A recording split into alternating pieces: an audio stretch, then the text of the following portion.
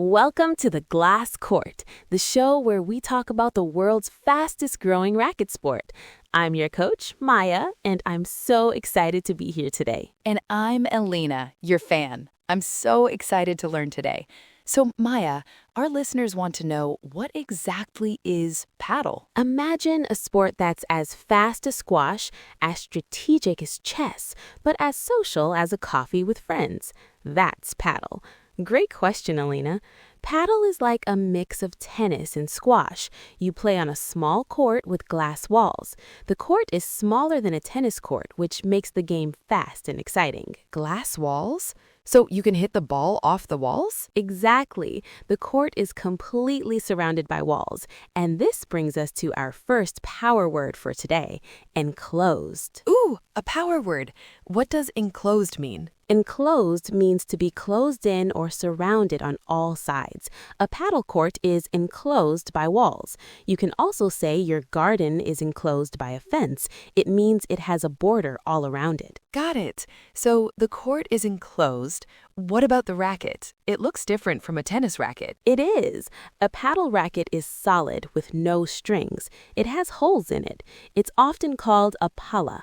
And the ball is similar to a tennis ball, but with a little less pressure, so it's a bit slower. A smaller court, glass walls, and a solid racket. It sounds so interesting.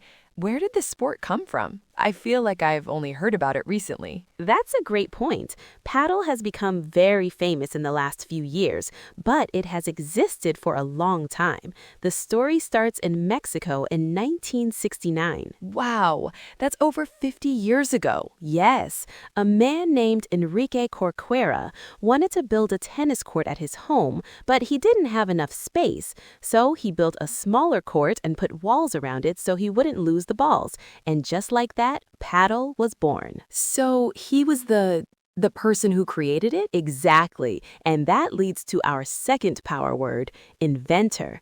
An inventor is a person who creates something for the first time. So Enrique Corcuera is the inventor of paddle. Inventor. I like that. So how did it go from one man's house in Mexico to the whole world? Well, his friends from Spain visited him, loved the game, and took the idea back to Spain. Since then, it has grown and grown, first in Spain, then Argentina, and now all over Europe and the world. Right. So it has become very liked by many people. Perfect. You just used our third power word. Popular. If something is popular, it means it is liked or enjoyed by many people. Taylor Swift is a popular singer, and paddle is a very popular sport now. That makes sense. It's really popular where I live. So, Maya, I have played a little tennis. How is paddle different when you play? There are a few big differences. The first is the serve.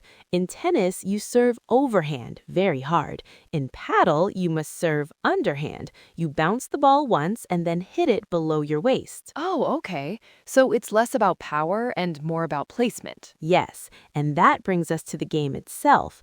The biggest difference is using the walls. In paddle, you can let the ball hit a wall after it bounces on the floor, and then you hit it back. This changes everything. Wow. So you need a good plan for where to hit the ball. You do. You need a good plan. And our next power word is strategy. Strategy is a plan you make to achieve a goal. In paddle, your strategy might be to hit the ball into the corner, so it's hard for your opponent to return. I see. So it's not just about hitting hard, it's about thinking. What about the teams? Another key difference, paddle is almost always played with 4 people, 2 against 2, and this is our next power word, doubles. Doubles means a game played by 2 teams of 2 players. So you always have a partner. I like that. You play together. Yes, teamwork is very important. The scoring is the same as tennis, though, 15, 30, 40 game. So tennis players find it easy to understand. That's helpful. So underhand serve, use the walls, and always play doubles. I think I'm ready to play. Almost. Before you go, let's practice a key phrase with our listeners. This is our shadowing segment. Shadowing is when you listen and then repeat to practice your pronunciation.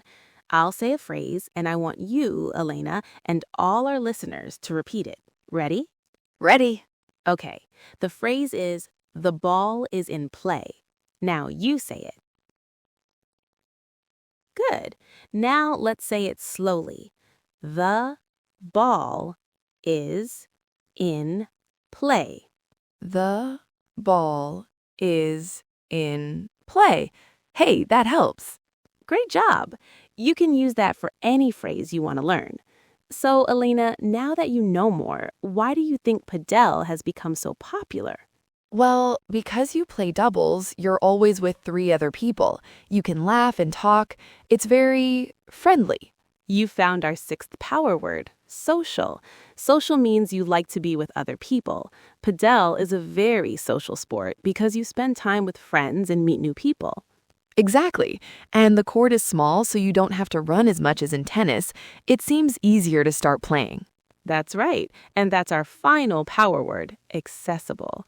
Accessible means easy to get, use, or understand. Because the court is small and the serve is underhand, Padel is very accessible. People of all ages, from children to grandparents, can learn and have fun quickly. That's wonderful. Social, accessible, and a great strategy game. I can't wait to try it. Well, that's all the time we have for today on the glass court. We've learned that Padel was invented in Mexico, it's played in an enclosed court, and it's a popular social sport. And we learned that the strategy is different from tennis, and you always play doubles. We hope you feel ready to find a court near you and give it a try. Thanks for listening, everyone. Join us next time for more language and learning on Score English. Goodbye. Bye, everyone.